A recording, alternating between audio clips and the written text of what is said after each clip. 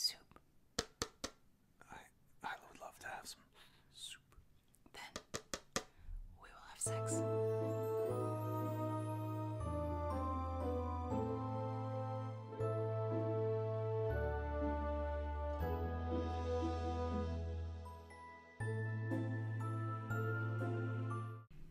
Welcome back to Seeker and Confessor, a Sword of Truth podcast. This is episode 15, chapter 22 of A Wizard's First Rule. I'm your host, Frank. I'm Lauren. A wizard. A wizzy wizard. Yeah. Yeah, so welcome back, everybody. I hope everyone had a great holiday, great New Year's. It's still actually 2023 right now. But oh my god, we're time traveling right now. Yeah, when you see this, it won't be. So hopefully all the energy for 2024 is feeling good. Hopefully. Right? I mean... like, unless aliens come between now and then. We got like 26 hours, right? But that could be... so maybe that would be good. Maybe that'd be great. Maybe that's what we need to spice things up. Could be. Alright, so, back to the action. Chapter 22. Well, should we discuss who we are? Oh, yeah, absolutely. So, as you can tell by my luxurious silver locks, I am the one and only Silver Fox. Zedicus Riz Daddy Zul Rizacious Zerander Riz. Riz. And I'm he back. makes a cum comeback in this chapter, so here I am. A cum comeback.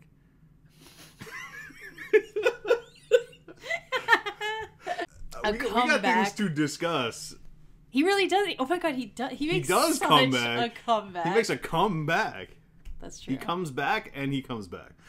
And yeah, I'm Adie again because she facilitates the comeback in multiple ways. Oh, in so many ways. She makes it happen. We do have our old people makeup on. You can kind of see What do you guys think? Yeah. Do we look old? It's basically as good as that TikTok filter. Where you watch the age, the years count by. You were not... I was not what? You were not wearing old people makeup the first time you were Zed, which was a mistake. I agree. That was a mistake on our part. We're rectifying it now. Yeah, so now I look slightly less handsome. And yeah, we decided this was we are going to repeat costumes and characters when they're having big moments. And I think Zedd and Adie making a romantic connection you can is call it that. Big moment. What else am I going to call it? Elder banging. They liked each other. They did. Right away. We called it too. Oh yeah. For no reason. Yeah. Zed would, and he did. I feel like for no reason we brought up like, oh, what if they fell in love? Oh my god, what if they had sex? Well, maybe we're remembering from the past just how horny this chapter got. I don't know. Yeah, I mean, I was definitely wrong because I was saying maybe Dead of Bones was their in love in the past. Yeah, their romance. No, this is their. I'm getting the sense that's not the case. Yeah, no. But I'm happy. The prediction of like they seem like they'd be good together was accurate. What if they just said fuck it and let the world burn? What if they just let the world burn and they were just like, let's live in this little cabin here, and just. They wouldn't do that because, like, that's why they get along, because they wouldn't do that. You're right, but they had to get one fuck in because obviously Adie lives in the literal bone zone. Riz Daddy went into the bone zone. Yeah, with his big... And he had his comeback. Wizard balls, and here we are. Okay, well... Yeah. Chapter 22. Yep. It opens. Adie... Yeah. It opens. We're in the bone zone. We're in the bone zone. Zed's waking up. He's smelling spice soup. Eyes pop open. That's a nice thing to smell when you wake up. I assume the fictional soup is probably great. So Adie and Zedd have this very cartoonish interaction. When they first meet. Literally, like, it's Hanna-Barbera noises all the way, like like.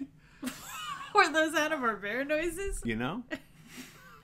Zedd wakes up, he's still covered in bones. He looks around and it's Zedd just being like, there's bones everywhere. I'm in a bone cabin. There's bones on me. There's bones. Surprisingly chill. Like, he's just of course. there's bones everywhere. Yeah. And just being like, get these bones off me. Yeah. And so he gets up, and him and Adie, like, run into each other, and it says that their, like, spindly arms went up into the air, and they screamed, like, ah! Because they weren't expecting They weren't. other. Yeah, no. It was very both turn and shriek at the same time. Yeah, because Adie thought that he wasn't going to wake up so soon, and Zedd just dead ass doesn't know where he is. Zedd was being sneaky. He everything he did was like stealth, and then he just ran smack gob into her for the comedic effect. So, why are you saying that? Why was he being stealth?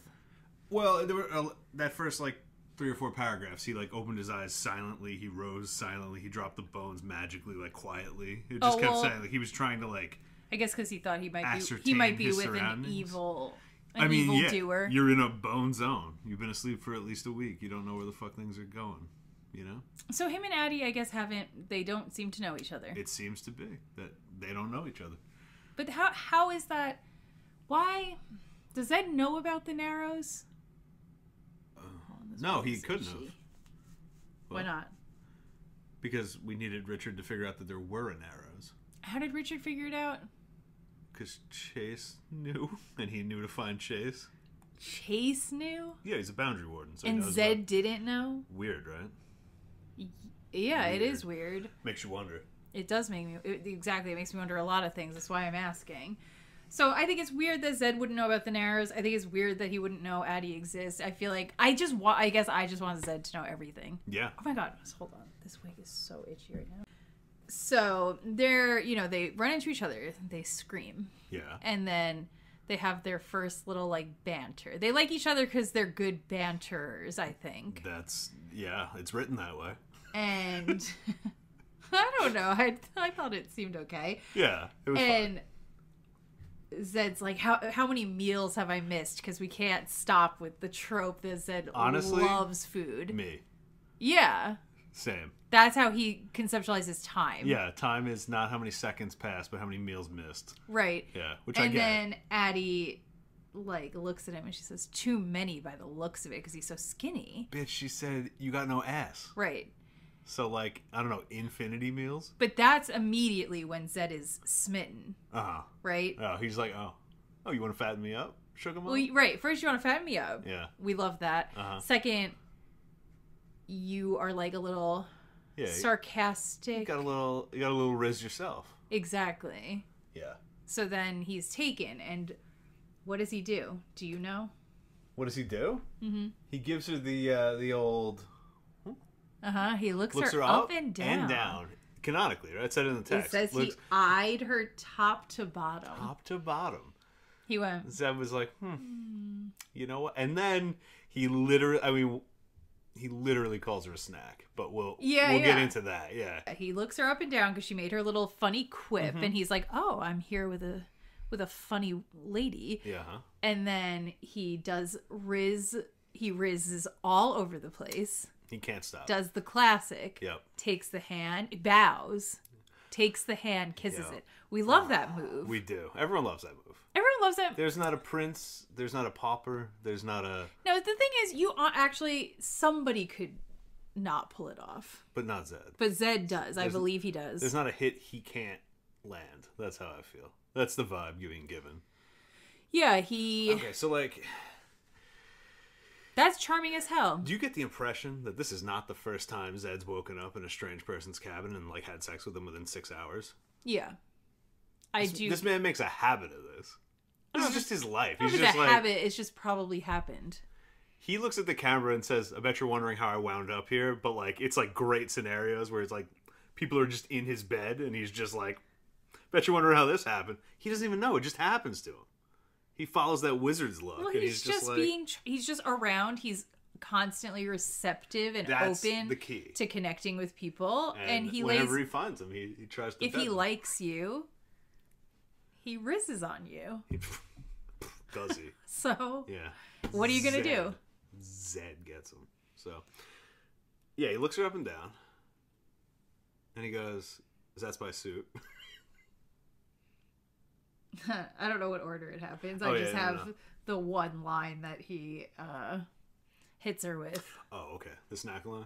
Yeah. Well, okay, so right oh, yeah, before that, they do have a weird he lead looks in from top to to this. bottom and then goes, "What's wrong with your leg?"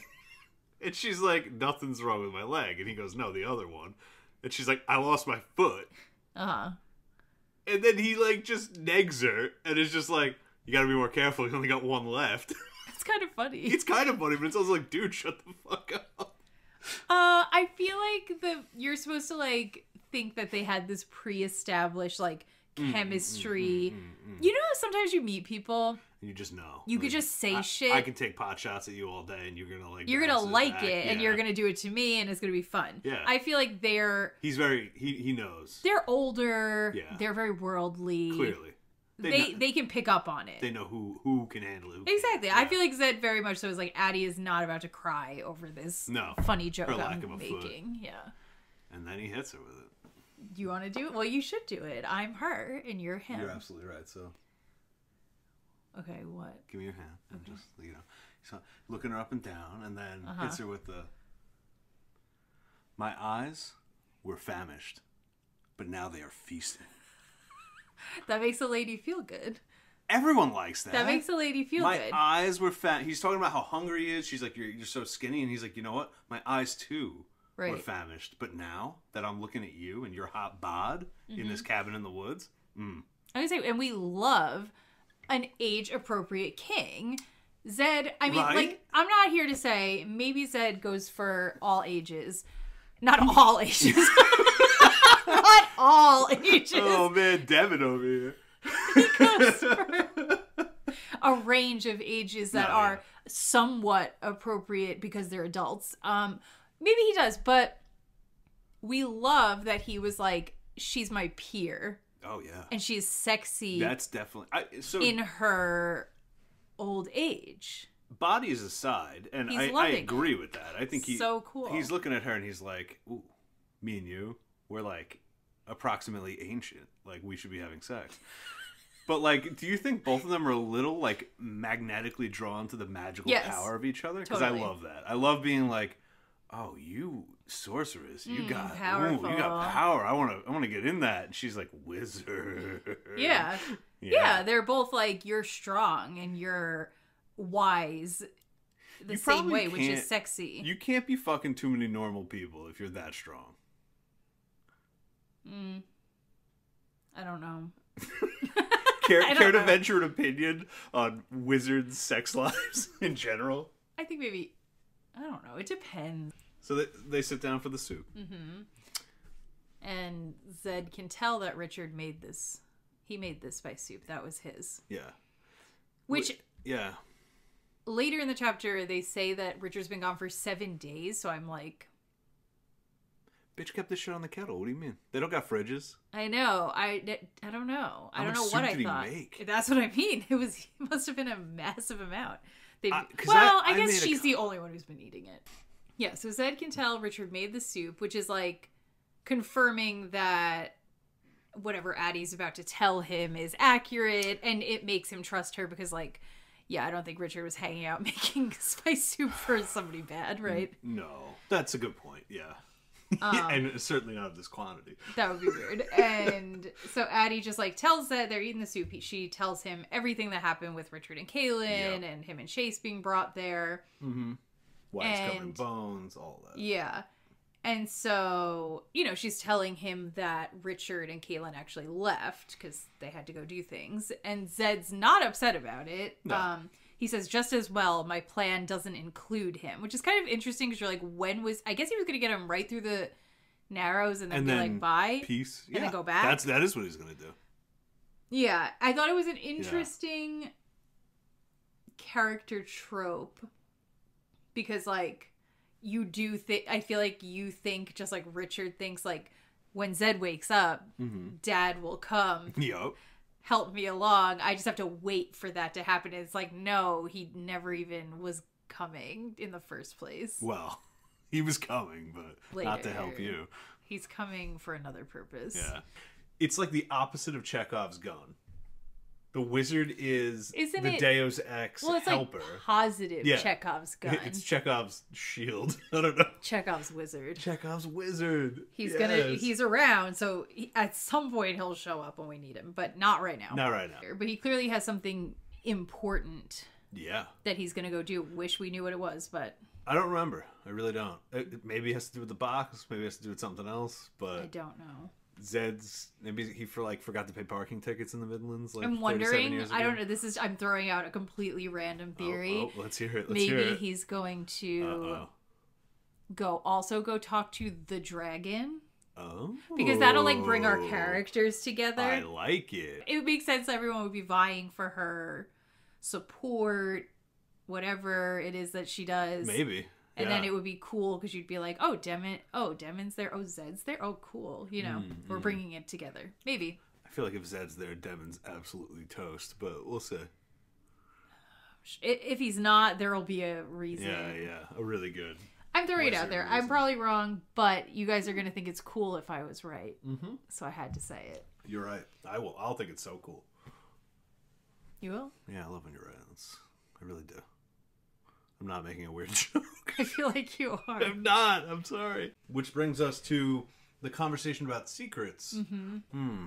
Which I think I was questioning last episode, or I've been questioning the truth, secrets, like how everyone's obsessed with truth, but then at the same time they all seem cool with the secrets because like Zedd didn't tell Richard about the sword and all these things. Richard didn't tell about the tooth and all this stuff. Yeah, and she tells Zedd that Richard's keeping a secret from him, and she's like, I would never have told you that, to be honest, if not for the whole situation with Dark and Raw, which the makes world sense. ending makes it kind of pertinent, so yeah. And Zedd has like a whole speech about how like he's totally fine with Richard having secrets. In fact, everybody should have secrets, and friends should have secrets, and if you trust people, them having secrets shouldn't threaten you. Which, like, yeah, I agree. I agree with that. The quote that I put down, but that is the end of it. If we all knew each other's secrets, it would prove a very strange world. That's Which is true. That is true. I think that knowing everything about everyone, that's too much. It's not supposed to be like that. Just you are supposed to have mystery internal. Friendships can and should and do exist with that truth. Well, it's kind of like, I feel like it's kind of like a concept of faith. It is. Yeah, it's still a little muddled. Yeah. Sort of, to me. I agree. Well, and then because we move on and she says something about him like being dangerous, about Zedd being dangerous. And Zedd says, as wizards go, I'm pretty harmless. And then she says, that be a lie. And he kind of just like shrugs and pivots the conversation. So first you're like, confirmation. Zedd's a badass and very dangerous. Cool. Fact. We kind of knew, but like, it's cool to have even the sorceress in the Narrows be like, you're scary.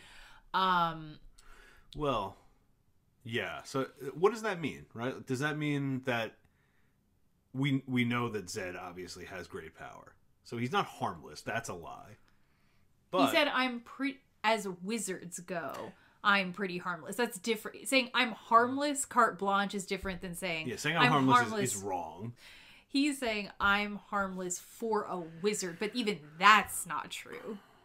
It's not true. It's factually untrue. But couldn't Zedd have perspective on that? Meaning? Couldn't he say, I am such a powerful wizard that I am actually less dangerous than less powerful wizards who use their magic willy-nilly or don't have perfect control like I do? Well, see, that's what's kind of confusing because I was like, is Zedd lying in that moment to evade, like, because he wants to keep a secret? Or is it just that they have different points of view on this? I don't know. I think it's interesting, and it's not resolved. I don't really, because okay, if you were to say to me like, oh no, he's just keeping a secret by saying I'm harmless, to me I'm like, he's lying. I don't know, we keep trying to like create this distinction. I'm like, but that would be a lie if he doesn't believe it. If he believes it, it's not a lie. There's just a difference in framework. But like, yeah, I'm like, if Zedd's like, actually I am pretty dangerous, but I'm gonna just say I'm not to keep a secret. I'm like, yeah, that's a lie. That's a lie. That is a lie. Right. That's not a secret. A secret where you admit nothing is fine. He's saying the opposite. Saying something untrue is a lie. Right, so that's where I'm getting... calls it out as a lie. But he's, I think him brushing it off is kind of saying, we just have a different philosophy on what this means, and we have a different perspective on what it means to be dangerous for wizards. Maybe. And I don't feel like convincing you of that right now. Maybe. Could be. Yeah, I don't know. I was a little like... I don't know. Unsure. Where are these lines? I don't know.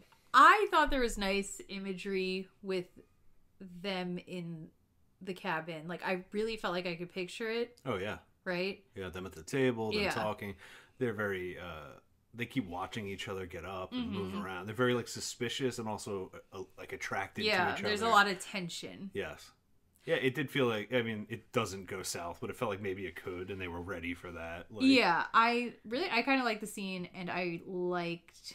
However it was he was describing it, I don't have any, like, specific examples, but, like, as I was reading it, I was like, I could really picture the environment. I could picture them moving around in it, and I liked... what I was picturing. It's such a hard thing to pin. Terry is consistently very good and very bad at dialogue.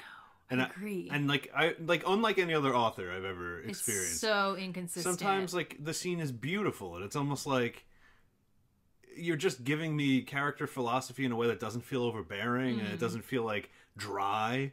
And I'm like, wow, I'm learning so much about both of them. And then sometimes you talk about a fucking cloud for like 6 pages and then do it like 4 other times. And I'm like, how are you doing this? I don't know. Why are you doing this? But this is one of the better interactions. That feels like an editing problem because like I feel like when you write, that is kind of how it goes. You're writing a ton of stuff, a ton of dialogue, and then in there you just magically will get little pockets of like, wow, that's beautiful, wow, that's so succinct, wow, that's so well put, and then you're supposed to go back over it and, like, well, this part was boring, or you've done this a lot, cut it out, so like I guess I'm less confused by like sometimes it's boring, sometimes it's good. It's like, yeah, that's writing. I do agree, but why can't we go back over it and recognize those things? I don't know if Terry had a bad editor or Terry was a difficult writer who said what I've written is good and perfect. Maybe it's I don't know. Really hard to say. It also was like, I don't know, I guess it was the 90s and like I feel like I don't know, maybe we were being a little more loosey-goosey about everything. That's very possible, right? Like we were just like, just get it out, we want more fantasy, let's go print it, publish it, tour's ready, like it's get not it on that, the page. Maybe it wasn't as competitive back then. Maybe I don't know. I feel like the modern fantasy scene is pretty fucking competitive. I believe it. Because it's like blown up so much, that genre. And I feel like back then it was sort of like we were in the building it up stages, so I don't think everybody was being as on top of it. I'm kind of making that up, but maybe. So then Adie tells Zedd that she gave Richard the Nightstone, and Zedd is not happy about this. At all. Yeah, it's clearly dangerous, though they don't even tell us yet what it is that is dangerous about it. Zedd kind of goes off on her a little bit, being like, how could you do that? And her reasoning sounds good. It does. If he can't see, he will die. So he needs a magic flashlight, despite how dangerous magic flashlight is. Yes, it makes sense. They get in like this whole debate about the fact that Adie warned Richard about whatever the danger of the Nightstone is, which we don't know yet. Adie kind of said to him as a riddle, what was it? I don't know. And I wanted to go back. I didn't, but like... Should I go back? No. What was the riddle? I don't remember there being one. I'm sure it's in the words, but we're not going to know what the fuck it means until later. Well, her logic... Did Adie say, there be shadow monsters that will attack you when you take out ye stone, but like all weird? Like, she said... I don't know. Black ghouls be about... That's not a riddle. So I don't know what the riddle was. But so it's confusing because I don't remember there being a riddle. I guess there was. Her logic, though, makes sense in that she said, I gave it to him as a riddle because I wanted him to figure out how this works at some point. Yeah. But I didn't want him to figure it out before he got through the Narrows, because if he knew, he'd be too scared to use it, which... Can we talk about Zedd's hypocrisy? Exactly. It was the exact same... I mean, Zedd didn't give him... It feels like the whole argument hinges just on... Don't tell him anything. No, Zedd told him the wrong thing, didn't he?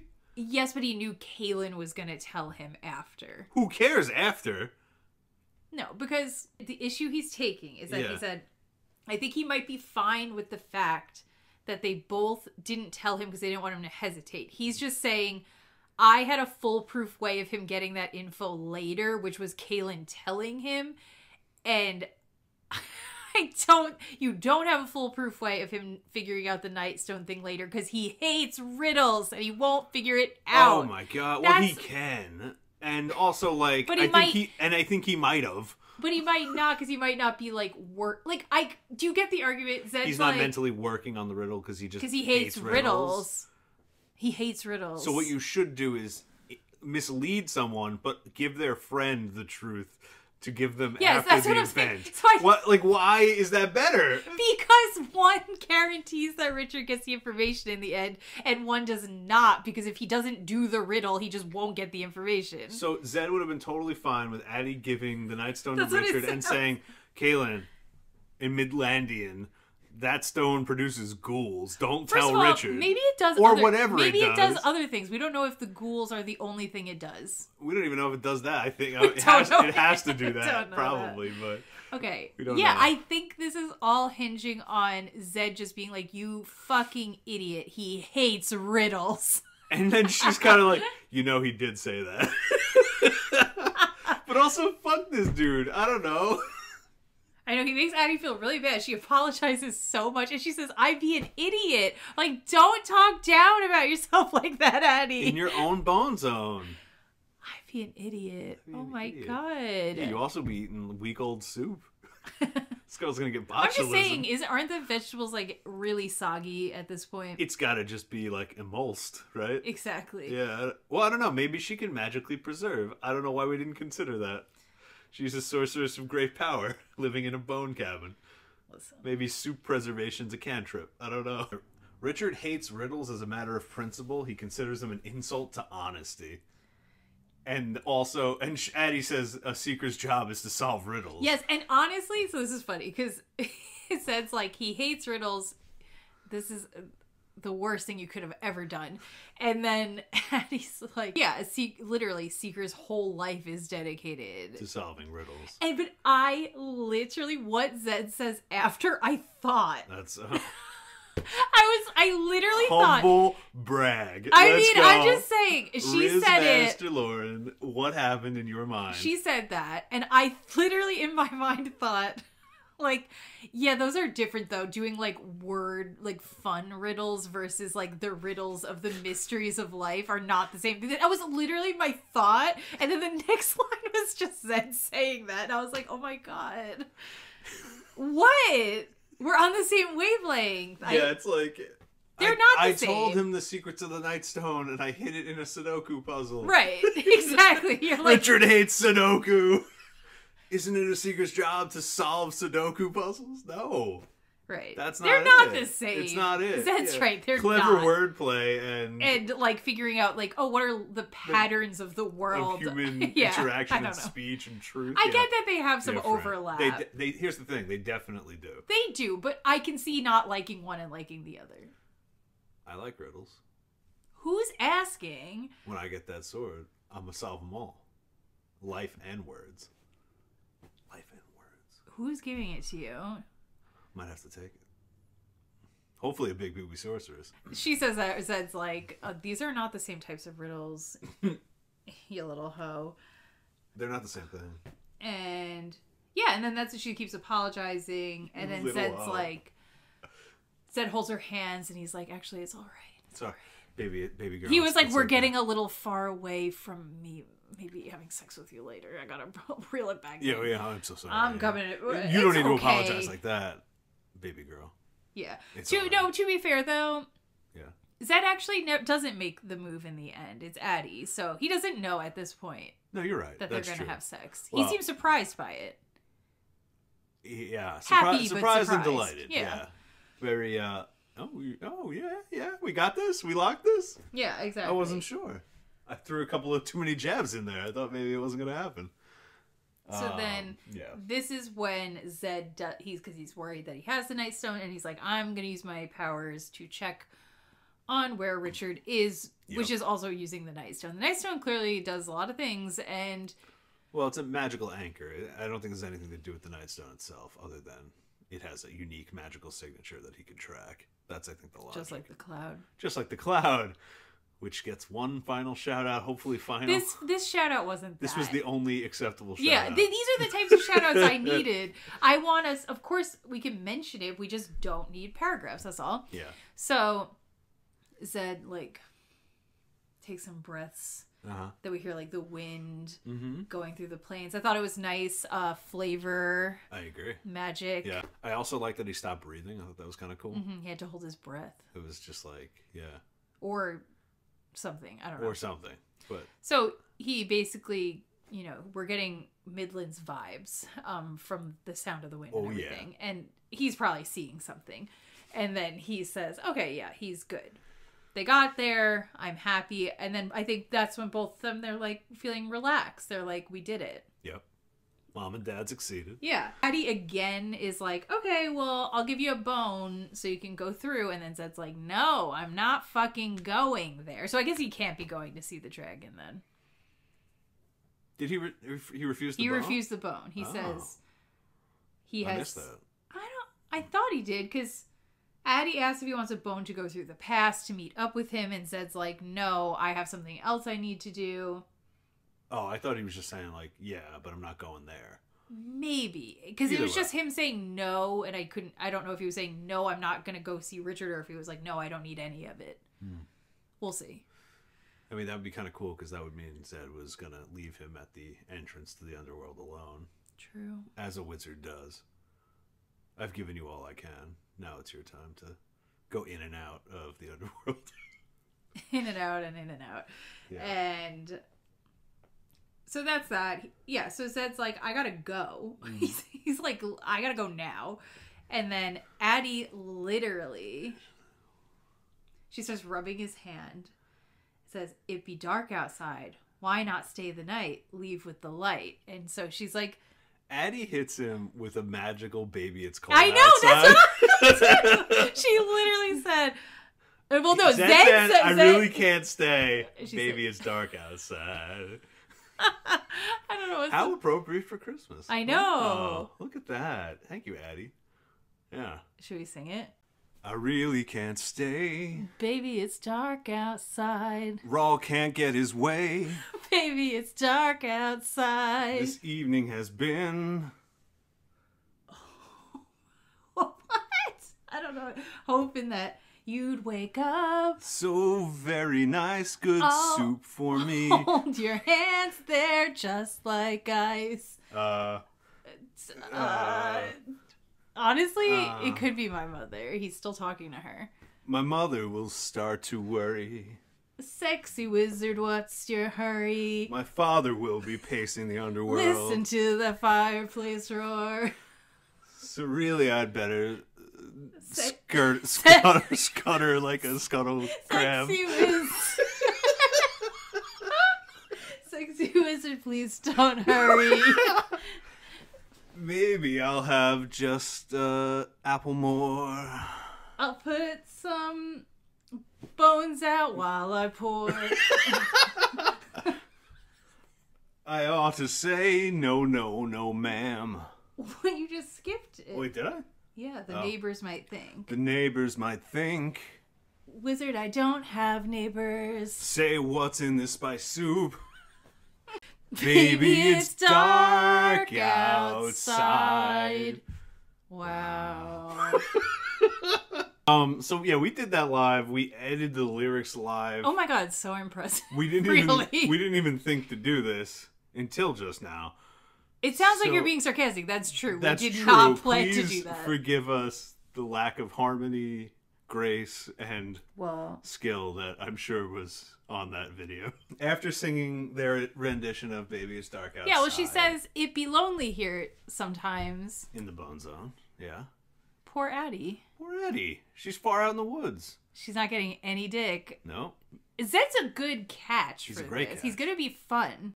Zedd proposes a fun mushroom wizard romp on the wizard's rock cock. What? On the wizard's rock cock. He says, I've got my wizard rock, shall we? And she's like, oh yeah. She's so into this idea. She's like, I can't wait. And he goes, naked? Arched eyebrow. Arched eyebrow. Naked? Naked? And you know she said yes. No, I think arched eyebrows won. You can't do that. The right eyebrow is kind of like paralyzed for some reason. I can't quite get it up without both of them going up. I think left. No, I can't do it. I'm like Groucho Marx. I don't know. They both just flying up there. Okay. Well, anyway. I can do a one wink, but I can't do a one. No, raised. It's like one strip of muscle. My whole forehead just goes up. You can't do the rock? No. Okay. Well, yeah, it's not great. Good try. Yeah. It said arches his eyebrow and he says naked, and it just ends there. Like scene end. Goes to dark. Goes to dark. Wait, we didn't do the apple. Wait, okay, yeah. I don't know why. Throughout the whole chapter, they're eating her and him are eating apples, and like it's like kind of done like seductively. Like at one point, they're like, oh, she like leaned back and was like, do it. I just did it. But do it for real. You want me to bite it? Yeah. She leans back. I don't know what she says. Did I write it? These be Macintosh. But here's the thing. I realized you're actually canonically accurate because they ain't eating red apples. That's for sure. Fuck, they ain't. They're definitely... Oh, wait. No, yes, they are. They're still in West. Oh, yes. So, You're and right. maybe they... Yeah, okay, yeah. never mind. So she's eating this. So she's leaning back and she's like, hey. Nice. Hi. And then she tosses one. Hi. And then he wizard catches it and she's like, stop showing Nobody off. wants to hear me chew. That's why I was not doing it. Chew SMR. Right, so we go back to Baddie Adie. Baddie Adie. That's what I did. Oh yeah, I should be doing some ASMR. Oh, I'm also not wearing my bone necklace. Fuck, we fucked up. We got the makeup, we lost the bones. Where is it? It's upstairs, I'm not doing it. Fuck. What would the ASMR be this time? Soup slurping, like you would get the metal spoon on the bowl. Okay, well I can't do that for the people. Cauldron. I can't do that for the people right now. What can you do? I don't know. Here. Oh, I need a drink. What is that? There you go. You could do the jaw. That's good. Yeah. Hello, Zedd. I'm so happy that you're awake. Don't be scared. I was not scared. You need to be whispering more. Okay. Yes. Yeah. Don't be scared. I know there's bones everywhere. Oh, that's a little frightening. I'm here to take care of you. I have Richard spice soup. I would love to have some soup. Then we will have sex. Was that good? Oh. Oh, it's my head, my mouth. Oh, God, no. Oh,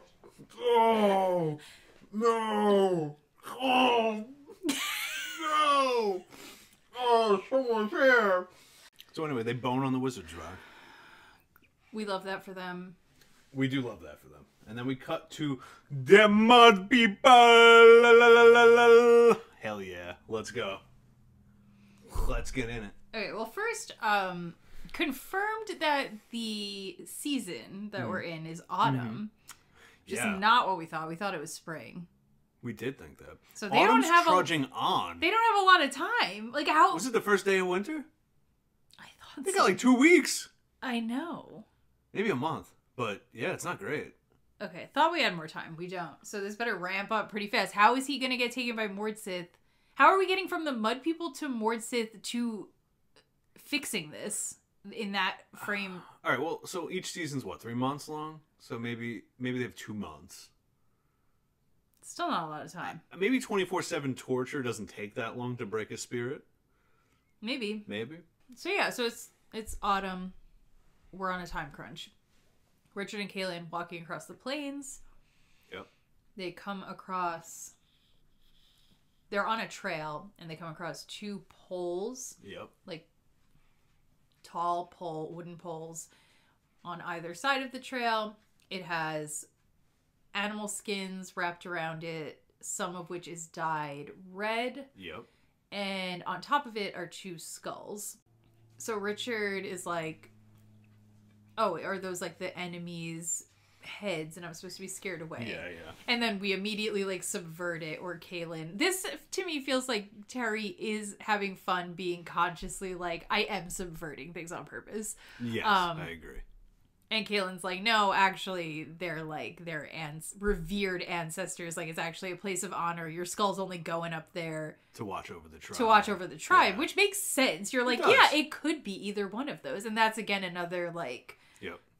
Everything kind of, is it good or bad depends on the framework it's in. Perspective, yeah. Yeah, like, whoever's thinking about it. You're like, oh, yeah, that's kind of sweet in a way.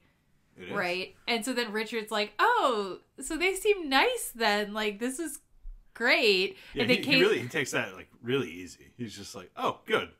Instead of just being like, that's horrifying. Anyway, like he's not culture shocked at all. He's like, oh, you're telling me that's what it means to them? Then that's cool.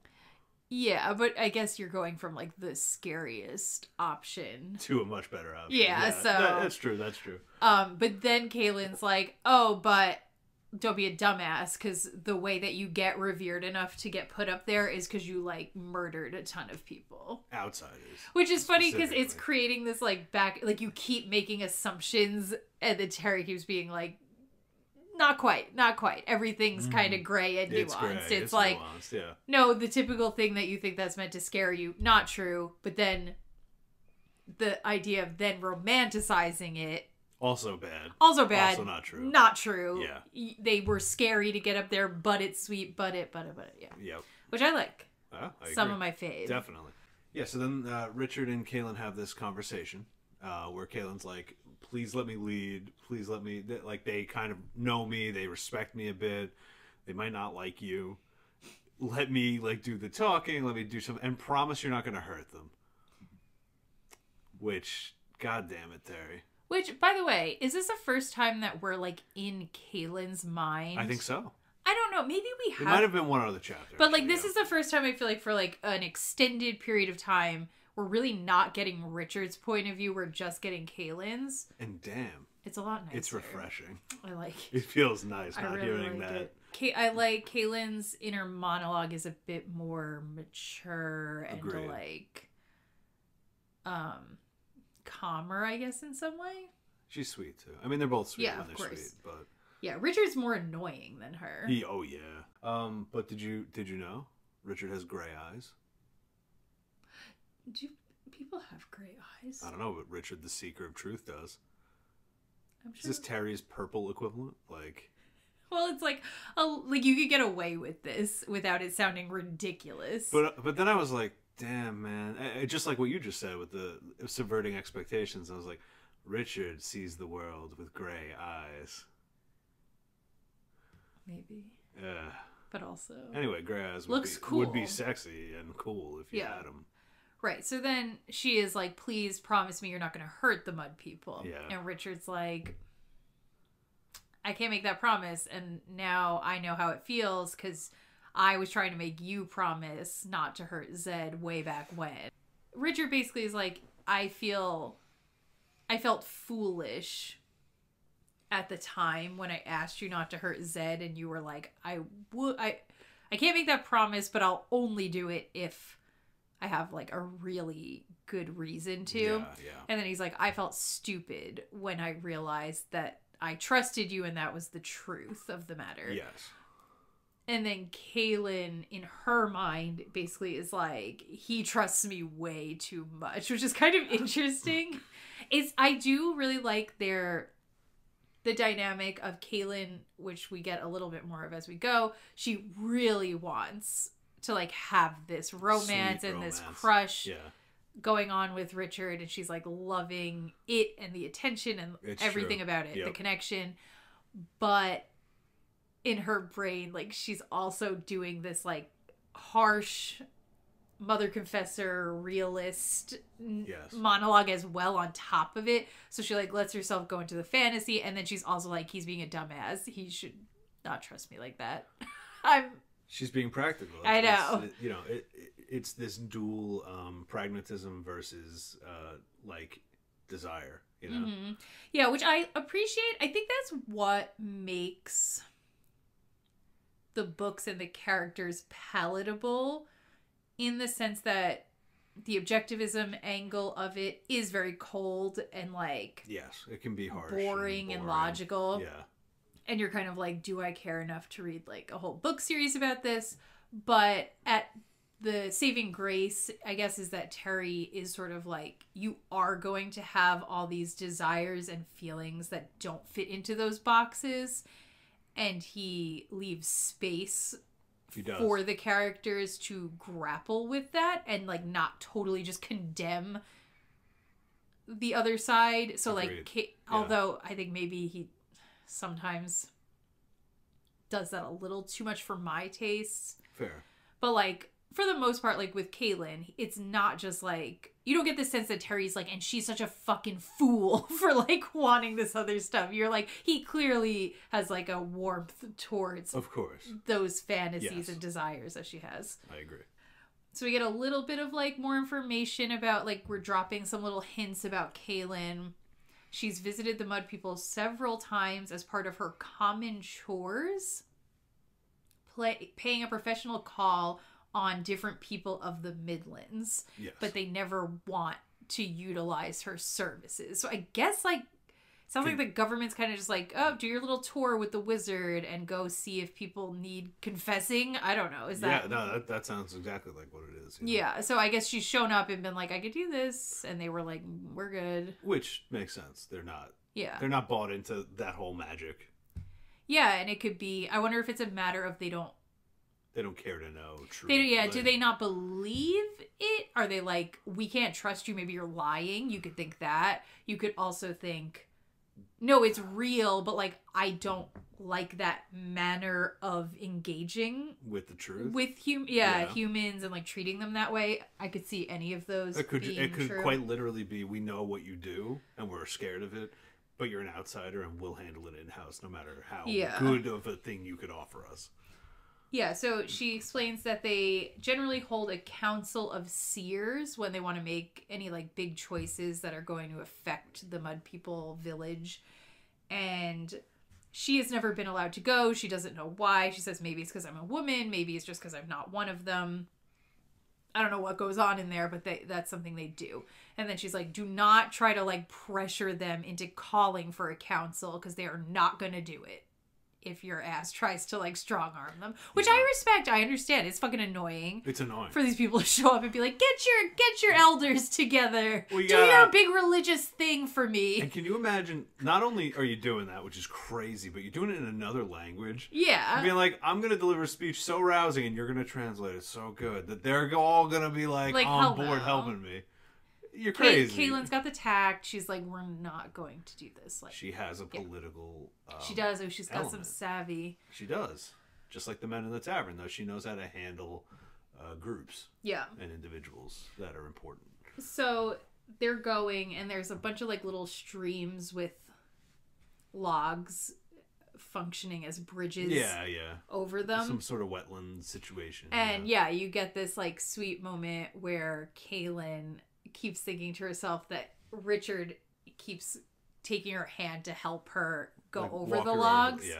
And then she's like, I'm so happy I have an excuse to like touch him. And there's like a lot of inner thought about how excitable she gets at the prospect of Richard touching her. And you're like, even without the confessor angle, just being a human, if you like somebody, like everyone feels things like that. If you have a crush on somebody and you're like, ooh, we get to like do this little thing. But then when you add the added layer of like Kaylin, nobody wants to touch her. Her touch is literally ever death to other people. Yeah. Is so sad. Yeah. That makes true. Like she's starving. She's starving to be touched. Yeah. And that's her love language, so that's so hard. I mean, now it is. Now it is. Because she never gets it. Now it's her love language. What is Richard's? Sweet. Acts of service, definitely. Do you think? Baking spice soup, chopping wood. No, because that's what he likes doing for people. What's his love language like for you for him? To do to no him? riddles, that's for damn sure. Right, so it wouldn't be... I don't know what the other ones are. I only know those two. Quality time, giving gifts. Not that. Acts of service. How many other? Touch. Okay. I think there's 5. I think I'm missing one. Is it guiding through the woods? Is that one of them? That's his. That's his, yeah. No, again, that's something he does for people. Oh. His is like, what does he like? Well, maybe he's touched too. He loves when Kaylin's wiping his face, but maybe that's acts of service. Maybe. And blood blowjob would be acts of service too, so... No, because he hated that. He hated that shit. Anyway, Temple of the Winds. Honestly? Coming 2029. Honestly. What about it? Terry was here before Saltburn. Terry was here before Saltburn. If you know, you know. If you don't know... Don't go. Or go. I mean, if you're gonna go, that's the reason to go. That is the reason. It's the reason to go. Yeah. Maybe one day when we get the Temple of the Winds movie, Barry Keoghan can play Richard Rahl. I don't know. That would be the weirdest casting ever. Yes. What about Jacob Elordi? He would suck. That would be so bad. At least he's tall. He is tall. He's got the chin. Can he be that annoying? Maybe. Yeah, definitely. Yeah. I just awesome. I don't think he could pull off like a beard. I don't know. I don't know why I think Richard has a beard. Does he have a beard? He grows one in the second one. He has a beard on the cover of Stone of Tears that See? I have. Okay, yeah. There is a reason I think that. Yeah. I personally like to think of Richard with a beard. Yeah, of course. But he doesn't have one yet. He's getting there. He's not strong enough. Does he have stubble? Yeah, definitely. Okay. Yeah. He's got like really big mutton chops. You gotta, right now Richard has a fucking, what's it called, chin strap? Yeah. A thin one, like a fuckboy one. But he's on his way. He's actually wearing a backwards baseball cap. Anyway, so they're crossing the bridges. Kaylin really gets excited for the next bridge. Stop! I like actually can't. And she's like chastising herself because she's like, I can't get too close. I can't do this. She's like, stop getting excited, you stupid bitch! About his. There's a bridge coming up. She's like, well, I'm excited. I have to hold his hand or I might fall. And I really like it. No, that's like actually and it's super sweet. No, but it's then, so cute. Mud people attack. they interrupt her.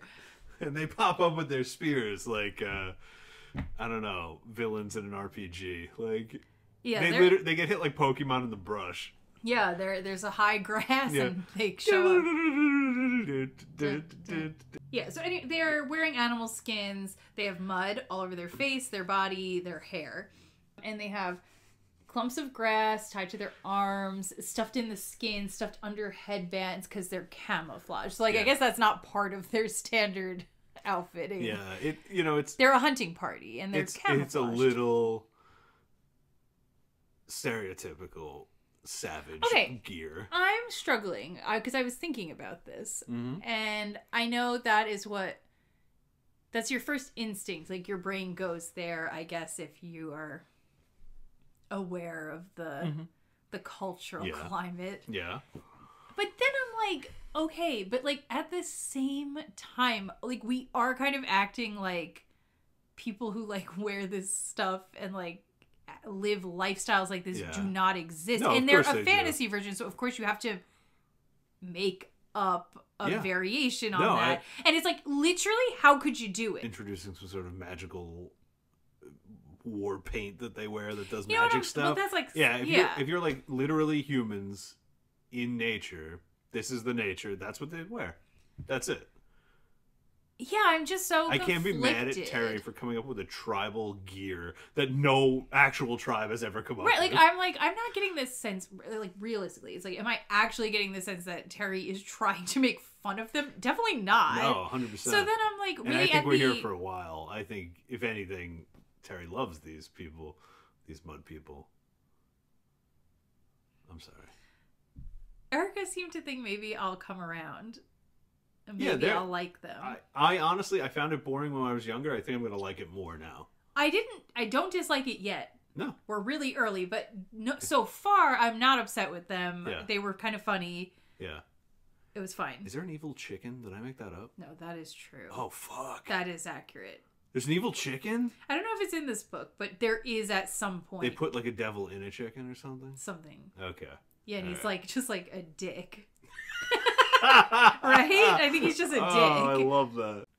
So yeah, these people pop up, these mud people, and there's a leader. He's the elder. His name is Savidlin. Is that how you'd say it? Savidlin? Savidlin? Savidlin? No, Savidlin. Savidlin. Yeah. And so he approaches Kaylin, and Kaylin just like whispers to Richard. She's like, "Be calm." Yeah. This part pissed me off to no end. I am enraged by this. I am similar to Richard by this. Yeah, same. You guys had so long, a week of walking the plains, and you were too excited to hold his fucking hand on bridges that you didn't discuss customs with my man. It seems like just like 101. This is the Richard, most basic. When you greet the mud people, they strike you. Don't get angry. That's just how they do it. If he had a week to process that, we would not have this problem right now. It actually is like, I can't excuse Terry for this one. No, it's stupid. I'm giving Kaylin agency, and I'm trusting that she's a beautiful, smart woman, and she would not do this. The way I would have done it, since it's Kaylin's chapter, would have been her worried that even though she told Richard, he might still go off with the handle when he sees it, and then you could still have pretty much the same result where Richard can't contain his anger at someone striking Kaylin even though he knew it was coming. I think that's kind of dumb. I don't think you could do that. Well, he wanted to do it. I know he wanted, because what would the source of tension be if not that, I guess? You're telling me this is a politically savvy, like woman that travels the world, talks down to kings and shit, and she just didn't think that would be important to, like, tell him? Don't even, there's no reason for that. That's a gap. You missed that one. That was slipped right through because you wanted to do it and you couldn't figure out how without omitting it. Oh, Richard, I should have told him. Yeah, bitch, you should have told him. But this is similar to how I was like, I don't understand why when Chase brings Richard into the boundary wall, why he won't be like, hey, FYI, this is what's going to happen. Like, I just don't... Terry loves giving us the visceral experience and Richard at the same time. I don't like it. Yeah, well, it's not very clever or reasonable. Yeah, so I don't like that. I don't understand. It doesn't fit her character to have not, like, prepped him for this. To quote middle school me, though, Kaylin got bitch slapped like, Charlie Murphy! I'm not going to do that. What did she say? It's from the Chappelle Show. Charlie Murphy's just bitch slapping everybody. Am I supposed to cut that? Probably. So, Savidlin approaches Kaylin. He says... strength to the mother confessor. She says strength to the mud people, something like that. Yeah, I don't know. And then he fucking slaps her, and she slaps him back. And then, of course, logically, since Richard did not, for whatever reason, get prepped that this would occur, he pulls out the sword and he's fucking fuming. He's ready to swing that thing. Because Richard's pissed, the sword's pissed. Yes. And people are slapping Kaylin. Right, so she turns around and she's like, Richard, no. And... you can see, she like describes it where like she can tell that he's in like sword mode, anger mode. Yeah. And that's scary. And then he, in his angry sword mode, says, and if they slit your throat, would you have me let them slit mine as well? Which, like, he just starts getting so cool. He really... he says the coolest shit when he's angry. He becomes such a jerk, asshole, like, cool guy. Okay, like, I love it. Yeah. He has such a tone switch. And it's really funny. Yeah. And I just love his lines when he's all worked up. Yeah. Like, he becomes very poetic. I agree. And he's just dropping the coolest one-liners. You want me to say it? Yeah. And if they slit your throat, should I let them slit mine next? Let them slit mine as well. As well? As well. As well? Yeah, he starts talking like that. Yeah.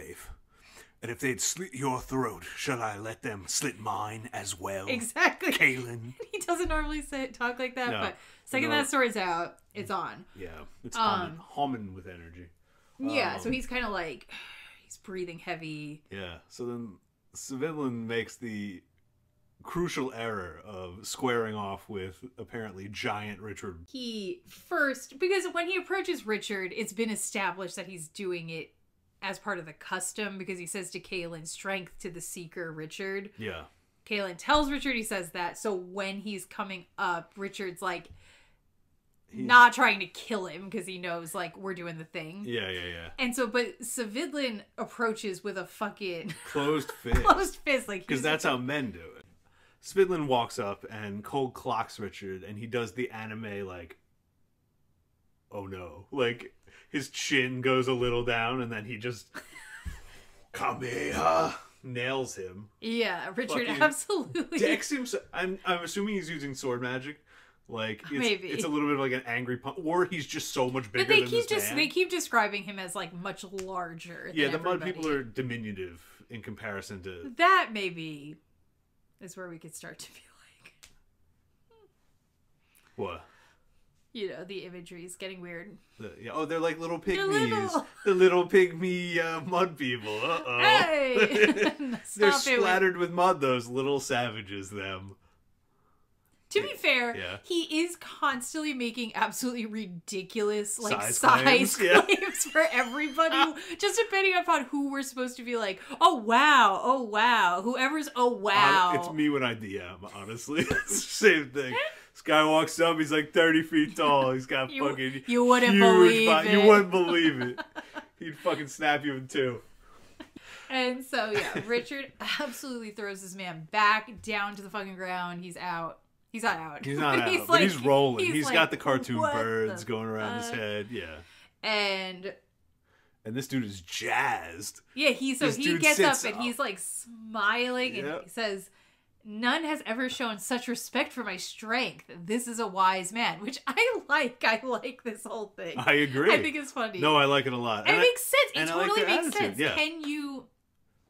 If you're holding back and you're like, oh, they can't handle that. If what's important to you is like strength and the ability to like take hard knocks in life, it's like, yeah, that's fucking offensive, bitch. You think I can't take more than that?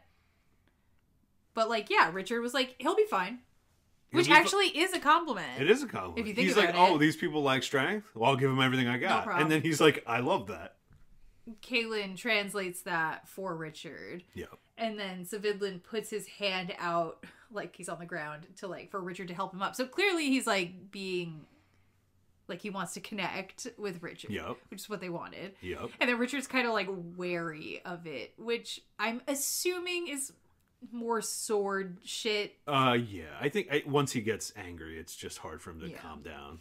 Yeah, but he does help him up. And then Savidlin puts his arm around Richard and he's like patting him and being like, oh, my buddy. Yeah. So that's good.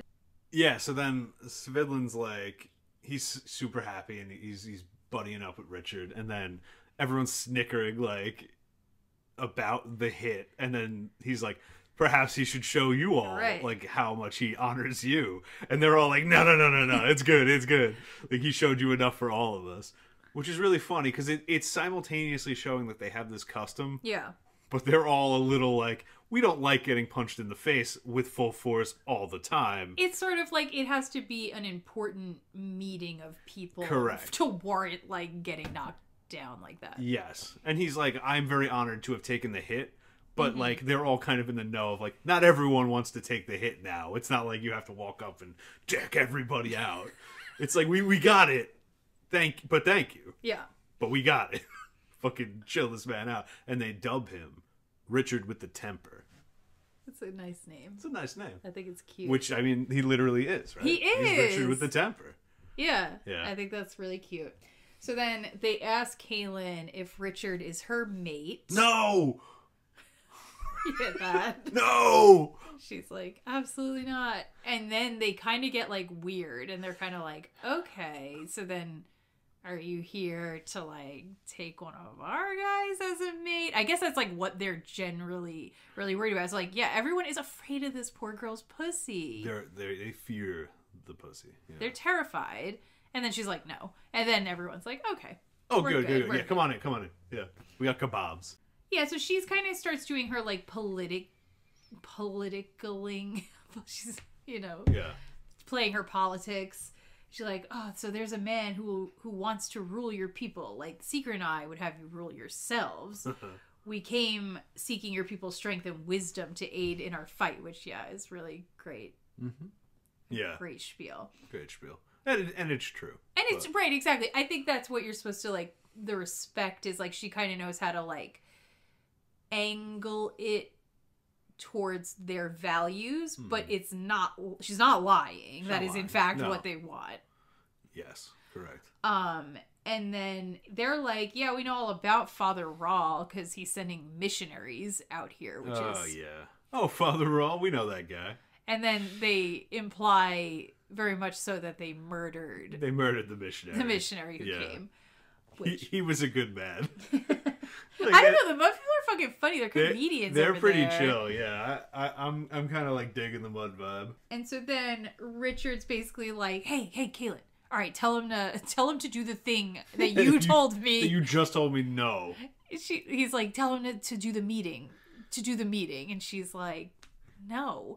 Richard, and then we'll get to it. Yeah. She's like, Adie was right. You aren't a patient man. And then he says, no, she was wrong. I'm very patient, but I'm not tolerant. There's a difference. Which I was like, what does this have to do with tolerance? There was no difference. The only implication there is that Richard will, if waiting is the thing he must do.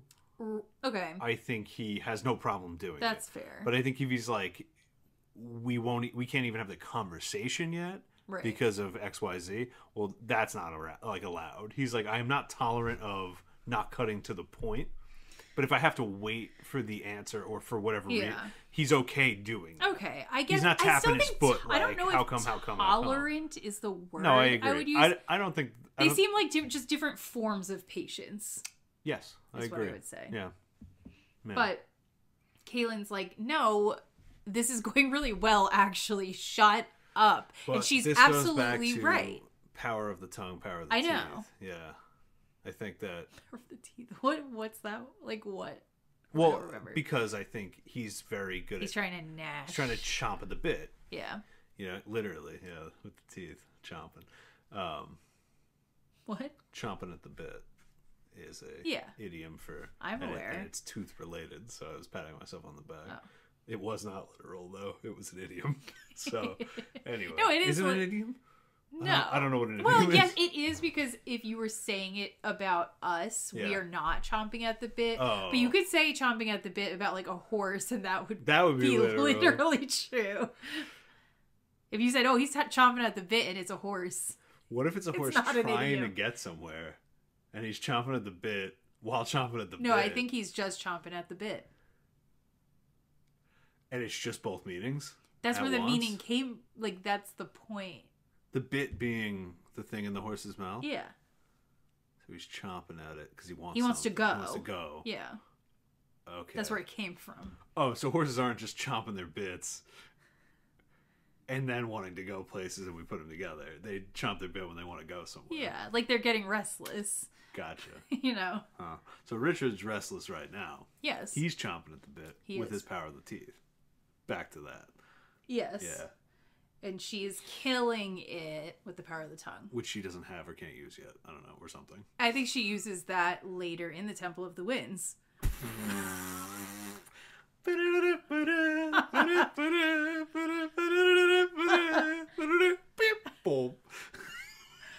I think she does. Yeah. Well, that's the end of the episode. Or we were close, but... Yeah. So Svidlin asks if Richard brought the reins, and Kaylin doesn't want to lie, so she's just like, yeah, the clouds follow him, which is accurate, right? So yeah, the clouds came back up. It's accurate. It's mysterious. It's powerful. It makes mud people kind of like cool because of rains, and also like, what is this guy? And it doesn't rehash the fucking snake cloud once, and I love her for it.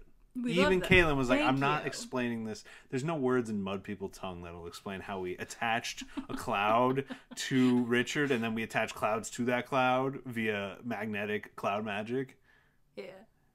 Thank God. Bless her for that. This was the one, the editor was like, I will quit this project if you don't do this on this one. Maybe Terry had it all written out again. And they were like, you need to cut this one. And it's me. I'm the editor. Okay. Yeah. So Kaylin says that. And I think there's like this implication kind of like, she's like, I don't know if that's good or not. Right? Because like you could take it either way. If you're the mud people, you could be like, oh, bad omen, clouds and rain and doom and gloom are following him. But they also, as they were walking through the plains, they were like, it's really hot. Yes. So you could also be like, maybe they were like, we need water. We love this. So true. Who knows, right? So she's kind of like, I'm taking a risk. And so the easiest thing to do is just be honest. Tell them the truth. Yeah. And he doesn't really have a reaction to it. He's just kind of like, Yeah, and exactly. Then she's kind of subtly implying like, hurry the fuck up. She's like, oh, time is the enemy right now. Time. Yeah, and but like not directly asking them to do anything. And she's like, we really respect you. We really need your help. Oh, we're running out of time. Clock's ticking though, you know? They don't acknowledge it. He literally just says, you're both welcome here. Which, like, kind of cool. Like, he's just like, you're not going to rush me with your little manipulations. There were a couple of times where he takes his time to answer her. Yep. And I was like, that's very interesting. Because clearly they're implying that he's wise with his words. Yeah. Well, and he's just like, I'm not going to be wise. I think it's like, I need the space. Yes. I can't be feeling like you're here threatening me to rush my thought process. Yes. Because then I'm going to make a bad decision, right. Potentially out of like stress and. Absolutely. Yeah. So he's not falling for it.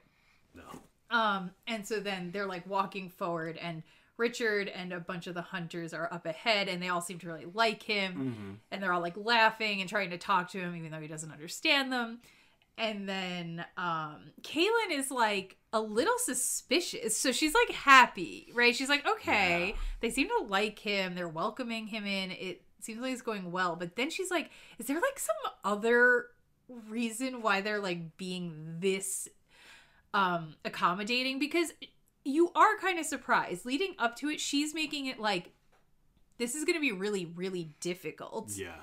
And then when they get there, it's all he had to do was punch that guy. And like, if Kaylin knew all he would have to do is punch them and they're good, I think she would have said that. Or like, she clearly didn't think that. No, and it just went well so quickly. And so she's like suspicious. Yep. And I don't remember. I have no idea. Why? But yeah, it could be that I'm intrigued. Dark and Roll's man's not dead and he's waiting for them. Right. I don't think so. Though.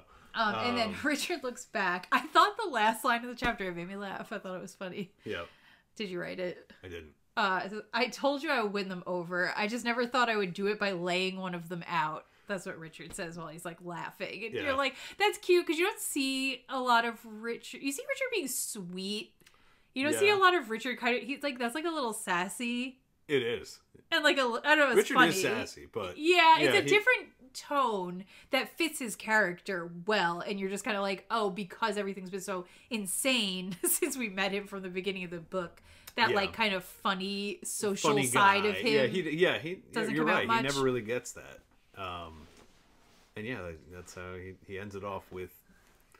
And that's like kind of, he's getting a little, I don't know, there's like some sort of like sexy confidence coming out of him. I agree. Right? Yes. Yeah, he's starting to like amass this like, and you know what really helps that is a bunch of warrior men clapping on the back. Sure. Like, we love you. True. And he's just like, wow, I did it. And it was easy. And I did it through violence, which is pretty cool, right? Mm-hmm. And Kaylin saw. And waifu watched me do it. Kaylin watched. Yeah, I did it for her. Yeah, that's the last line of the chapter. Chapter 22 in the books. Okay, so we're mud people. It's happening. It's happening. We've entered the mud. We're in the thick of it. How long will we be there? Don't know. Is the chicken coming? Don't know. Maybe. I don't know. I wonder who we're with next chapter. Is Dark and Raw coming back? Are we with Zedd? Are we with more mud people? Maybe Chase wakes up and also bones Adie. Who knows? I don't think it's that. But hadn't considered that. You hadn't. I know. Chase wakes up and Zedd and Adie are still banging. And it's been 14 days. Zedd just totally forgot his whole plan, his appointment. He strikes me as maybe that kind of guy. Maybe not right now, but in the past, yeah. Yeah, well, I was happy. I was very happy to see them get together. Because I really like Zedd and I really like Adie. And I love that they're old and still enjoying themselves. Yeah. And then the mud people entertained me. I want to know more. They're mysterious. Yeah, and I'm excited to read the next chapter. Yeah, me too. I am skipping the shout out today because holidays have been crazy. I honestly, if I were like normal, I would have just had us like skipped all my favorite podcasts and YouTubes are not giving me any content and I'm upset with them. So I wasn't going to be that person.